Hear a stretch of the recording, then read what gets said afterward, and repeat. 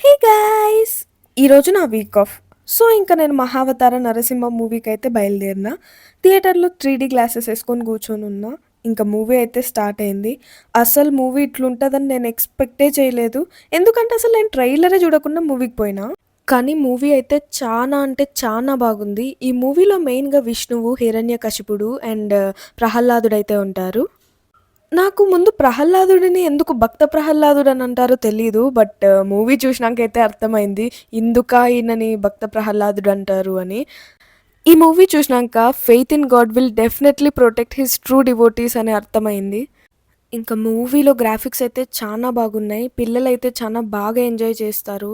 Story కూడా చానా క్లియర్‌గా అందరికీ అర్థమయ్యేలాగుంది. ఈ మూవీలో విష్ణువు ఫస్ట్ వరాహావతారంలో వస్తాడు. తర్వాత లాస్ట్‌లో నరసింహ అవతారంలో వస్తాడు. అదైతే అసలు అల్టిమేట్ ఉంటది. స్క్రీన్ ప్లే, విజువల్స్, ఆ గ్రాఫిక్స్ అసలు చానా బాగుంటది చూసేకి. ఈ మూవీ థియేటర్ ఎక్స్‌పీరియన్స్ చాలా బావుంటుంది. You won't regret. ఇంతకీ మీరు ఈ మూవీ చూసినారా?